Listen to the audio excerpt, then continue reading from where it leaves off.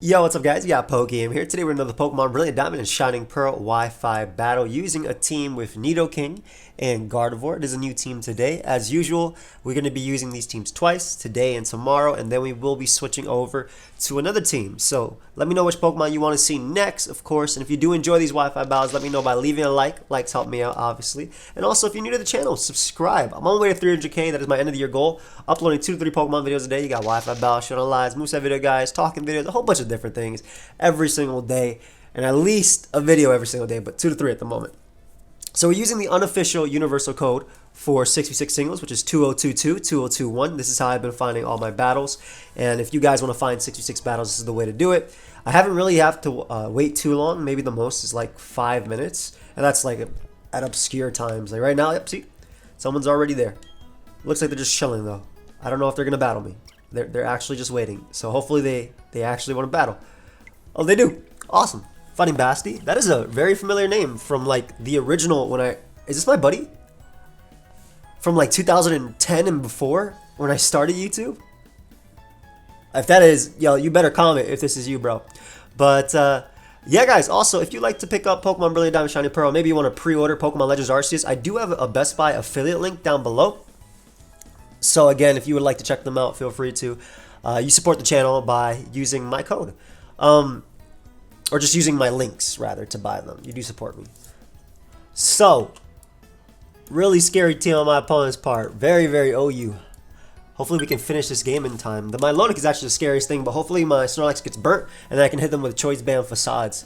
Nidoking looks good if I can get it in, but that's like the thing about Nidoking, like not always the easiest to get inside. I'm going to lead off with a Breloom just because I am Scarf. And I can put something to sleep immediately on their team. And just kind of play from there. In terms of beating Dragonite, I do have Gardevoir, which can trace its multi-scale and Moonblast it back. So let's see.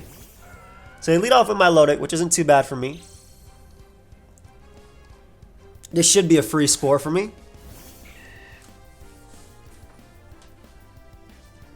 The other option is to just Bullet Seed immediately, which isn't that terrible of a play, to be honest. Like, I mean, I know my Milotic eats this up, but if it's defensive, it doesn't knock me out with Scald, and Bullet Seed, if it gets 3 hits, can still knock it out potentially, right? Like, I'm thinking, do I want to Spore? Like, defensive Milotic can't knock me out, and I'll knock out offensive Milotic. I think I'm just going to go for Bullet Seed here.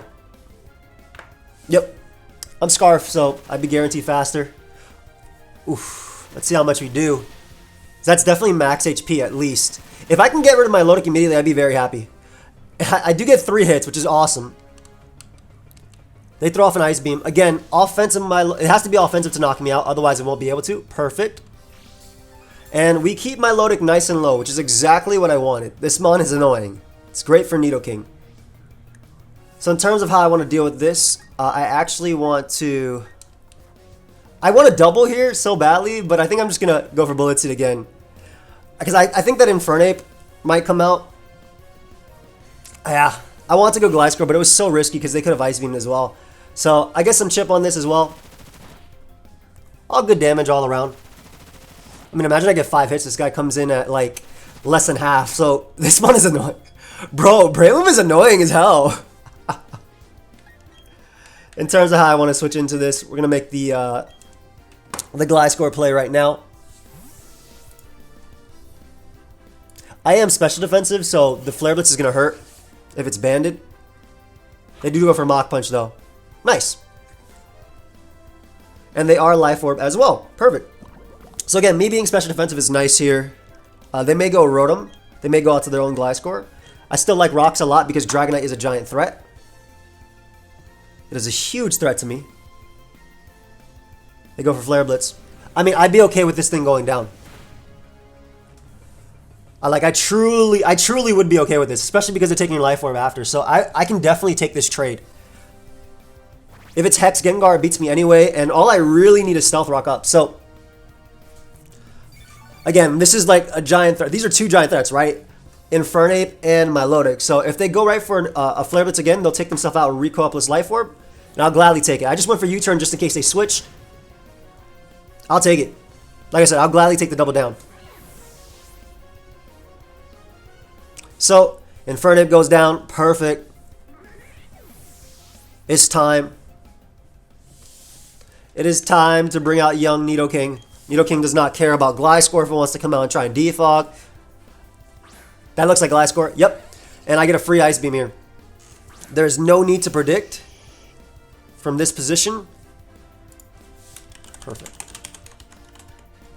There's no need to predict from this position because they most likely got to try and defog on me. Yep. Ice Beam. This Pokemon is just too scary for them now, right? So this guarantees that I keep up rocks, which means that, because again, Rotom, well, yeah, Rotom doesn't have access to defog right now, if I'm not mistaken. So this guarantees I keep up rocks, and this is making my Snorlax also extremely threatening. And my Gardevoir, because my Gardevoir just gets to click Moonblast now.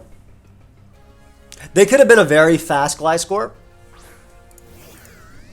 I'll give them that. Like, they definitely could have been a fast Gliscor.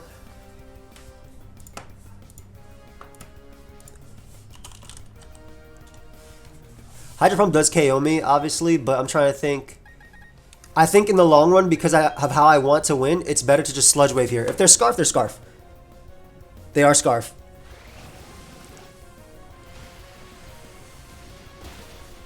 And that's fine. Like, now we know they're Scarf. That was, again, it was worth it getting rid of Gliscor.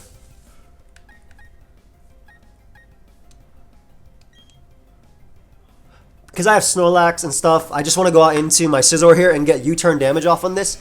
I'll eat up this Hydro Pump.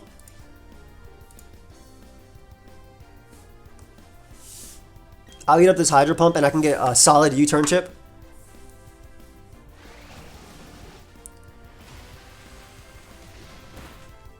Yeah, that didn't do too much at all. Beautiful. Alright, beautiful damage.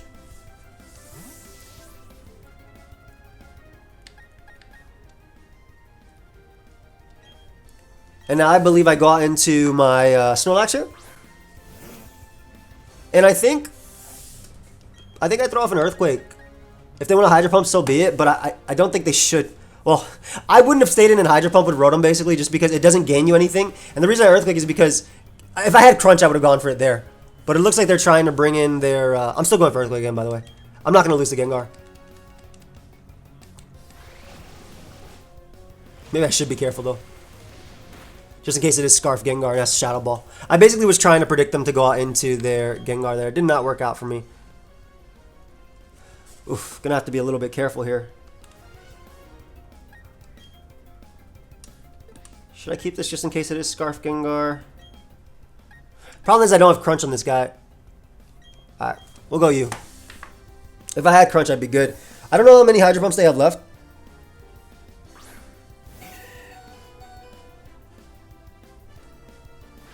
I don't know like if they have like max Hydro Pump is what I'm saying. I'm pretty sure they do. But we get rid of a lot of them. Again, I was really worried about the Gengar. So I'm gonna bring you out now. Trace that Levitate. Dragonite might not even be able to touch me. Throw off a Moonblast here to knock him out. I just want my Lodi to die. That's it. So I put myself in a bad position here by doing this. I just was really paranoid about Gengar. But I personally would have been okay. But I do dodge a Moonblast. I mean, excuse me, a Hydro Pump. Which I mean is it's 80% accurate and you hit all of them. So it's going to happen eventually. Right? Like, there's not really much I could do about that. I knock him out with Moonblast. Perfect. It does let me be at full HP, which is pretty important actually. Especially because Psychic is hella tough. I'll make the Snorlax play just in case my opponent wants to, Shadow Ball over Sludge Bomb. They do throw off a Sludge Bomb. And they knock me out there.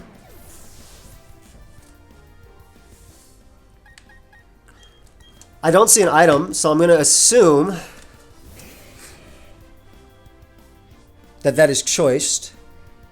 So I'm going to U-turn here. I'm going to assume that that's Choice Gengar. Let's see. Because if they go my Lodic, I'm good. They go Dragonite and Moonblast. They do go Dragonite. So I get to trace their Multiscale, which is really nice as well.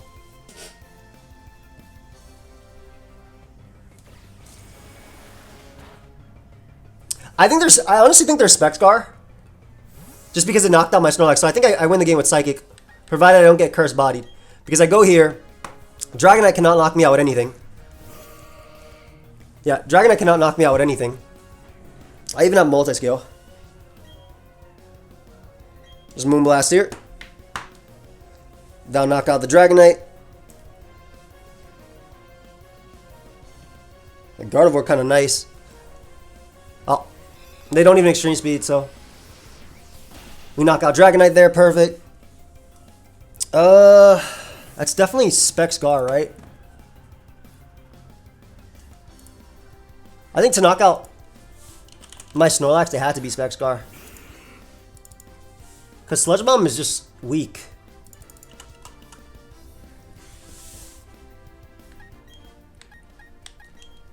I think they had to be Spec Scar. But I could be wrong. Scarf Shadow Ball won't knock out Gardevoir either, so they do go for Shadow Ball. Oh, they knocked me out. So it's going to come down to if they get Cursed Body on me or not. Because my Gardevoir is faster. Yeah, they have to be Spec Scar. So I made a misplay around Rotom for sure. And it might come back to bite me right now because if they get Cursed Body on me. Yeah, I knew they were Specs. The whole way you knock out my Snorlax otherwise. If they get Cursed Body on me, I lose. Let's see. Can't look. They didn't get it because Gengar died. Awesome. I won. Nice. Alright, so Gardevoir definitely put in work there. Yeah, like I said, I wouldn't have made that play with Snorlax if I had Crunch. If I had Crunch, I would have just clicked it. Simply because it would have two-shot Rotom, which is what I really needed, but didn't let my Milotic in, but also didn't let Gengar in. So I made the power play, didn't end up working out. I guess it did end up working out because what they were trying to do most likely was trying to get in my Milotic safely to recover off the damage. But it put me on the back foot, right, by doing that. It might have been better just to let Gengar come in to knock out Rotom there. Let Gengar come in and be good. But yeah, they ended up missing the Hydro Pump. I don't know if it mattered because they didn't end up clicking Extreme Speed with Dragonite anyway. And my Gardevoir never took damage after that. But yeah, Gardevoir was real nice in this game. So big shout out to Gardevoir for sure. Nidoking obviously getting rid of Gliscor was huge as well. And that was just offense plus with a defensive backbone of my Milotic. I really like that. I actually really like their team a lot. I really like their team a lot. But I hope you guys all enjoyed. Of course, if you did, make sure you leave a like, subscribe. Let me know which Pokemon you want to see next. And like I said, next video we'll have the same exact team. Hopefully we can do some justice. Maybe I should try and get Crunch on my Snorlax. So the reason it has Body Slam is because that's your spammable move, right? It's 85 base power.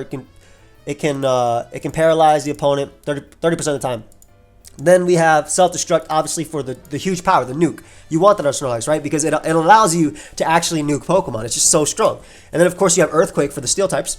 And unfortunately, right now, Snorlax does not have access to Fire Punch in this game. Really sucks because you'd be able to knock out, obviously, Scizor, but also be hitting neutral. I would have gone for Fire Punch there if I had it. But maybe not in front of Rotom. No, Crunch would be better. And then Facade is cool because, Scald is a very prominent move, and so is Will-O-Wisp in competitive. So you don't really want your Mon to get burnt and not be able to do anything, which is why Facade is nice because it ignores the burn drop, like the attack drop from burn, and it becomes 140 base power, super strong move, plus Choice Band boosted from Snorlax. So yeah, I gotta see. Maybe I'll just end up keeping the team the same, see if I can teach it Crunch somewhere. Does it get Crunch via Move Tutor? If it's via Move Tutor, I gotta check out how it gets it. Otherwise, if I can't, oh well. But yeah, hope you guys all enjoy it. Make sure you leave a like, subscribe. And Breloom definitely also worked overtime there, man. If it got more, imagine it got 6 hits. That'd be crazy. But yeah, I'll see you guys in the next one. Peace.